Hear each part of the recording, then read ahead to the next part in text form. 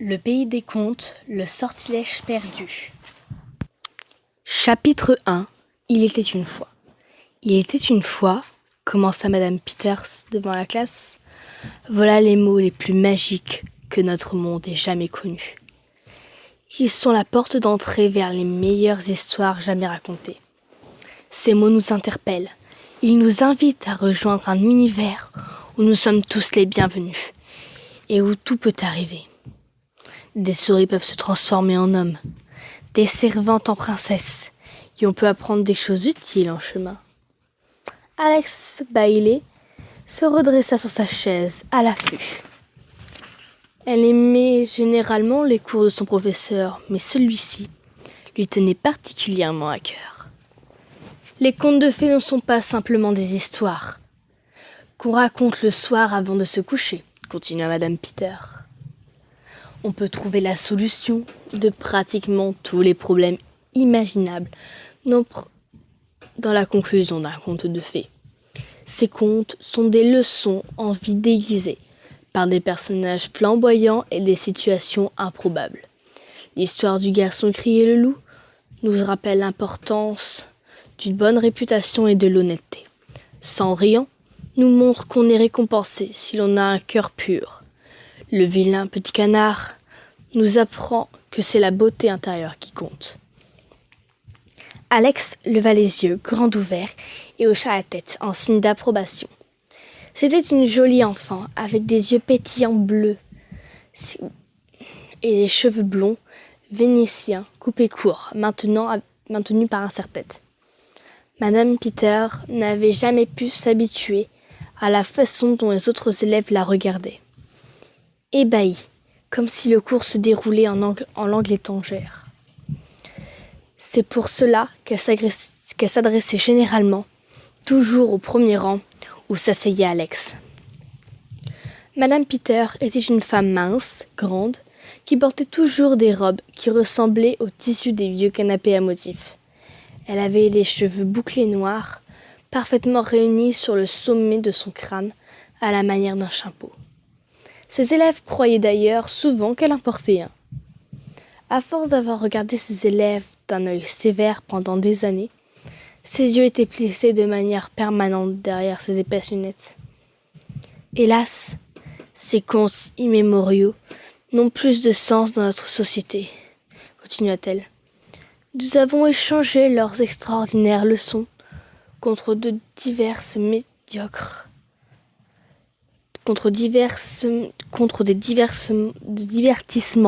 médiocres, contre la télé ou les jeux vidéo. Aujourd'hui, les parents laissent leurs enfants devant des dessins animés stupides et des jeux et des films violents. Et quand certains enfants finissent par découvrir ces contes, c'est par le biais de versions abattardies, au cinéma. Ces adaptations suppriment souvent la morale de l'histoire d'origine, la remplaçant par des animaux de la forêt qui chantent et qui dansent. J'ai lu forcément que les films allaient être produits avec Cendrillon en danseuse hip-hop qui a du mal à percer, et la Belle au bois dormant dormant en princesse qui combat des zombies. Génial! Jota une élève assise derrière Alex. Alex secoua la tête. Ce qu'elle entend lui faisait mal au cœur. Elle tenta de partager sa désapprobation avec ses camarades, mais malheureusement, ses craintes ne rencontrèrent aucun écho. Je me demande si tout le monde serait différent, si nous connaissions tous les contes tels qu'ils furent imaginés par les frères Grimm et Hans Christian Andersen, reprit Madame Peter. Je me demande si les gens sauraient tirer une leçon du cœur brisé de la petite sirène lorsqu'elle meurt à la fin de l'histoire. Je me demande s'il y aurait autant d'enlèvements si les enfants connaissaient les vrais dangers auxquels ils étaient confrontés, le petit chaperon rouge. Je me demande si les délinquants seraient si enclins à mal agir s'ils savaient les conséquences du comportement de Boucle d'Or avec les 3 ours. Il y a tant de choses à apprendre, de choses que l'on pourrait éviter à l'avenir, si seulement on ouvrait les yeux pour tirer des leçons du passé. Peut-être que si l'on écoutait plus attentivement les contes de fées, il nous serait plus facile à nous aussi de vivre heureux et d'avoir beaucoup d'enfants. Si Alex avait eu son mot à dire, chaque leçon de Madame Peter se terminerait par un tonnerre d'applaudissements bien mérités. Malheureusement, ses camarades accueillaient tous la fin du cours avec un soupir de soulagement. Voyons, si vous connaissez bien vos contes de fées, reprit le professeur avec un sourire, en arpentant la salle. Dans Le nain tracassin, le père de la jeune fille dit au roi que sa fille peut filer de la paille pour la transformer en quelle matière? Quelqu'un sait? Madame Peters parcourut la salle du regard, comme un requin à l'affût d'un poisson blessé. Une seule main se leva. Oui, mademoiselle Bailey. Elle prétend qu'elle peut changer la paille en or. En la filant comme la laine, répondit Alex.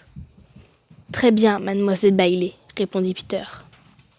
Si elle avait une lèvre préférée, chose qu'elle n'aurait jamais avouée, Alex aurait été très bonne candidate. La jeune fille faisait toujours tout pour plaire et était une véritable rat de bibliothèque, peu importe l'heure, avant, pendant ou après l'école, ou encore avant de se coucher. Alex était toujours en train de lire. Elle était assoiffée de connaissances et, pour cette raison, était généralement la première à répondre aux questions de Madame Peter. Alex faisait de son mieux pour gagner le respect de ses camarades, à chaque fois qu'elle le pouvait, s'appliquant toujours plus que les autres pour préparer chaque fiche de lecture ou chaque présentation devant la salle. Mais au contraire, cela irritait les autres élèves, qui se moquaient souvent d'elle. Elle entendit les filles ricaner dans son dos et passa l'heure du déjeuner toute seule, à lire un livre, dans la bibliothèque, sous un arbre. Même si elle ne l'avouait jamais à personne, Alex se sentait parfois seule, tellement seule. Cela lui faisait du mal. Et maintenant, qui peut me dire quel accord passe la jeune fille avec le nain tracassin? Alex attendit un moment avant de lever la main. Elle ne voulait pas avoir l'air vraiment la chouchoute de la maîtresse. Oui, mademoiselle Bailey? En échange de pouvoir transformer la paille en or, la jeune fille promet au nain de lui donner son premier-né lorsqu'elle sera reine, expliqua Alex. C'est un accord plutôt injuste, commenta un garçon assis derrière elle. Qu'est-ce qu'un vieux nain bizarre veut faire avec un bébé? Demanda sa voisine. Évidemment, il ne pouvait pas en adopter un avec un nom pareil, ajouta un autre. Il a mangé le bébé? Demanda un quatrième, l'air inquiet. Alex se retourna vers ses camarades ignares. Vous ne comprenez rien à la morale de l'histoire? S'énerva-t-elle. Le nain tracassin a profité de la jeune fille parce qu'elle était dans le besoin. C'est une histoire sur le prix que l'on paye quand on ne sait pas négocier. Jusqu'où sommes-nous prêts à sacrifier notre futur pour assurer notre présent? Vous comprenez maintenant? Si Madame Peter aurait pu changer l'expression de son visage, elle aurait eu l'air très fière.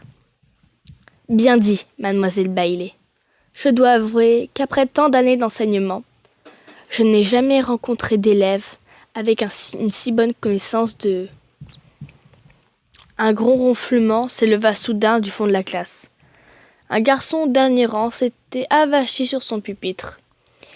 Il était si profondément endormi que de la bave coulait du coin de sa bouche.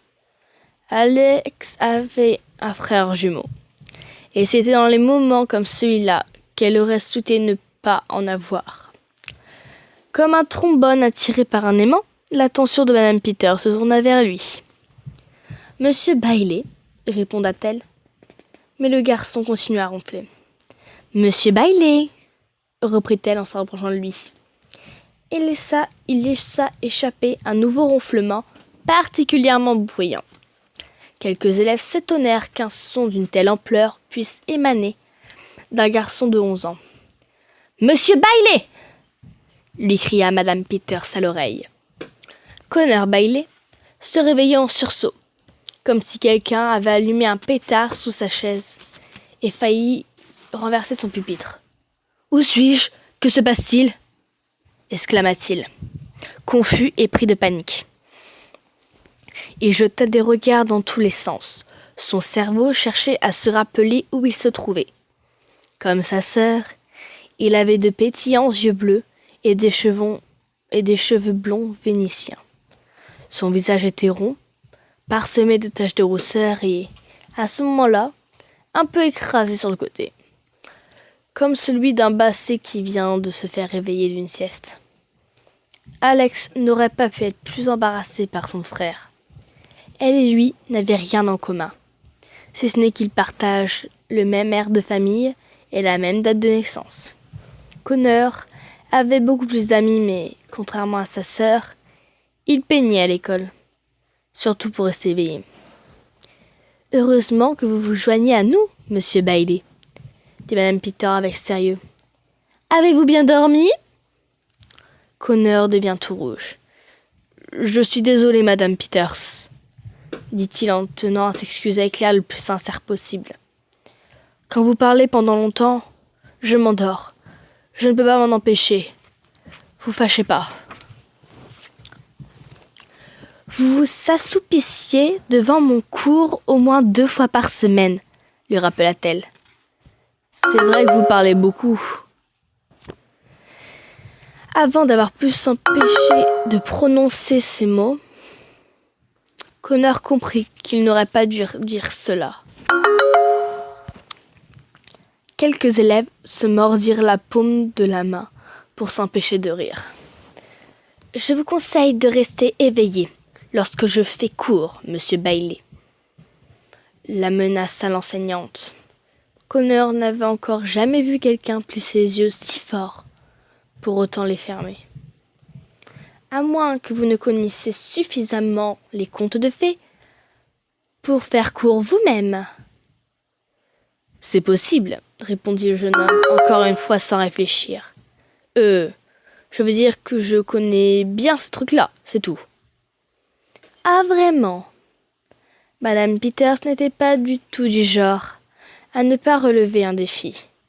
Et le pire cauchemar des élèves était de l'avoir comme adversaire. « Très bien, monsieur Bailey. Puisque vous êtes un fin connaisseur, répondez à ma question. » Connor déglutit. « Dans la vraie histoire de la Belle au bois dormant, reprit-elle, combien d'années dort la princesse avant d'être réveillée par le premier baiser d'un amour sincère ?» Madame Peters scruta le visage de Connor. Tous les regards étaient tournés vers lui, guettant impatiemment le moindre signe qui prouverait qu'il ignorait la réponse. Mais heureusement qu'il la connaissait. « 100 ans, » répondit-il.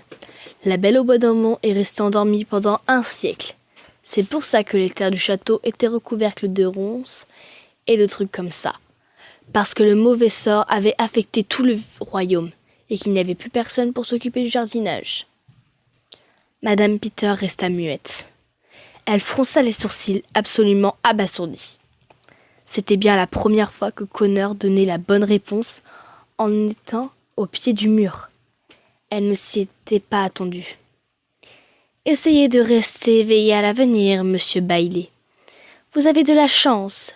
J'ai utilisé mon dernier butin de colle ce matin. Mais je peux toujours aller en chercher d'autres. » le prévient Madame Peters avant de retourner rapidement à son bureau pour poursuivre la leçon. Connor souffla, soulagé, et son visage reprit des couleurs. Ses yeux rencontrèrent ceux de sa sœur. Même elle avait été surprise qu'il connût la bonne réponse. Elle n'aurait jamais pensé que son frère se souvenait de quelconque conte de fées. « Maintenant, les enfants, sortez votre livre de littérature, ouvrez-le à la page 170, lisez « Le petit chaperon rouge » en silence, ordonna la professeure. Les élèves obéirent. Connor s'installa confortablement et commença à lire. L'histoire, les images et les personnages lui étaient si familiers. L'une des choses qu'Alex et Connor attendaient avec impatience, quand ils étaient petits, étaient les visites de leur grand-mère. Elle vivait dans les montagnes au cœur de la forêt, dans une maison minuscule qu'on pourrait appeler un cottage. Si une telle chose existe encore. Le voyage était long pour s'y rendre, plusieurs heures de voiture. Mais les jumeaux en savouraient chaque instant. Leur excitation augmentait au fur et à mesure qu'ils traversaient les routes sinueuses au milieu des arbres.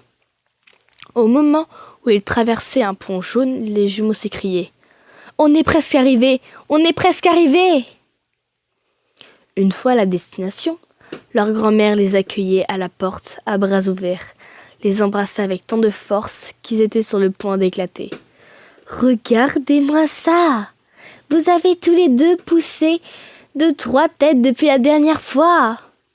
disait-elle, même si ce n'était pas vrai. Puis, elle les faisait entrer chez elle, où elle attendait un plateau de biscuits, tout juste sorti du four. Le père des jumeaux avait grandi dans la forêt, et il ne se passait pas une journée sans qu'il ne leur racontât les aventures de son enfance. Tous les arbres qu'il avait escaladés, les ruisseaux dans lesquels il avait nagé, les animaux féroces auxquels il avait échappé de justesse. La plupart de ces histoires étaient grossièrement exagérées. Mais Alex et Connor aimaient plus que tout au monde ces moments passés avec lui. « Un jour, quand vous serez grands, je vous emmènerai dans tous les lieux secrets où je jouais, » leur promettait leur père pour les taquiner. C'était un homme de grande taille, avec des yeux pleins de bonté, qui se plissaient quand il souriait. Et il souriait beaucoup, surtout quand il taquinait ses enfants. Dans la soirée, la mère des jumeaux aidait la belle-mère à préparer le dîner et, après manger, dès que la vaisselle était terminée, la famille s'asseyait autour du feu de cheminée. Leur grand-mère ouvrait un grand livre de contes de fées et elle et son fils les lisaient aux jumeaux jusqu'à ce qu'ils s'endorment. Parfois, la famille Bailey restait éveillée jusqu'à l'aube. Ils racontaient les histoires avec tant de détails et d'enthousiasme que jamais Alex et Connor ne se fatiguaient d'entendre les mêmes contes encore et toujours. Aucun enfant n'aurait voulu de plus beaux souvenirs. Malheureusement, les jumeaux n'étaient pas retournés dans le cottage de leur grand-mère depuis fort longtemps. « Monsieur Bailey !» cria Madame Peter. Connor s'était assoupi à nouveau. « Pardon, Madame Peter !» cria-t-il à son tour, en se redressant sur son siège comme un soldat au garde à vous. Si un regard aurait été capable de tuer, Connor n'aurait pas survécu à celui de son enseignante. « Qu'avez-vous pensé de la véritable histoire du petit chaperon rouge ?» demande-t-elle à la classe. La fille aux cheveux bouclés portant un appareil dentaire leva la main.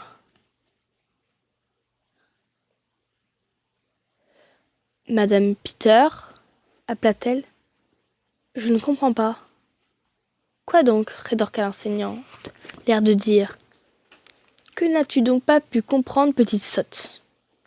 Le conte dit que le grand méchant loup est tué par le chasseur, expliqua la fille aux cheveux frisés. Mais moi, j'ai toujours cru que le loup était méchant simplement parce que les autres loups se moquaient de son museau et que lui et le petit chaperon rouge devenaient amis à la fin. En tout cas, c'est ce qui arrive dans le dessin animé que je regardais quand j'étais petite. Madame Peter leva les yeux au ciel tellement haut qu'elle aurait pu finir par voir derrière elle.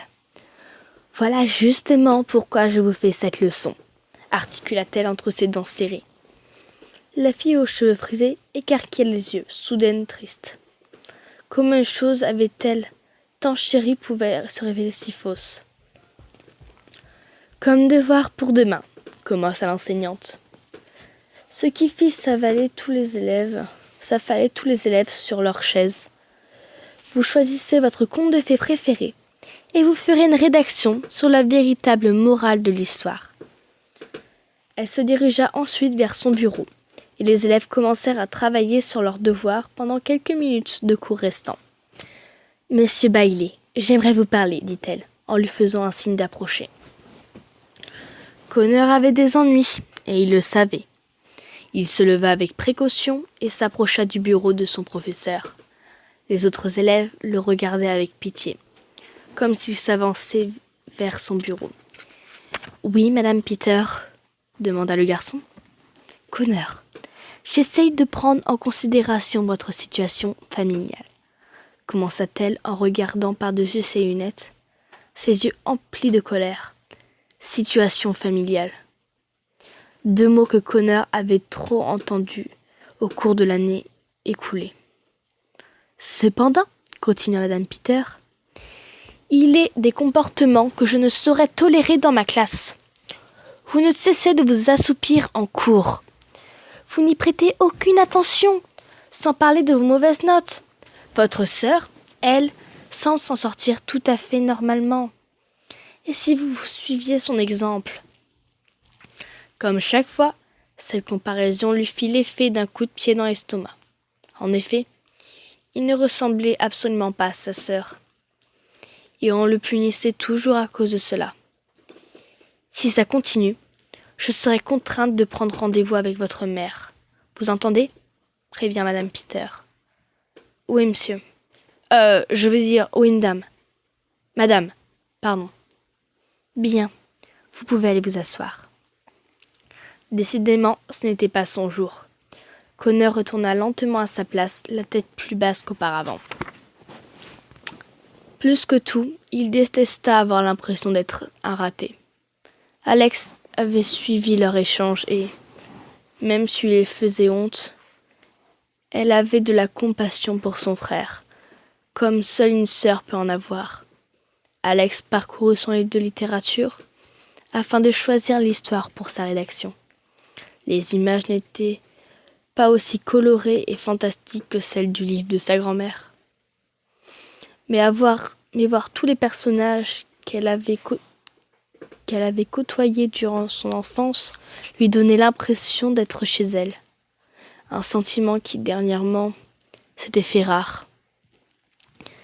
Si seulement les contes de fées étaient vrais, pensa-t-elle, quelqu'un pourrait prendre une baguette magique et faire que les choses redeviennent comme avant. La suite, au chapitre 2.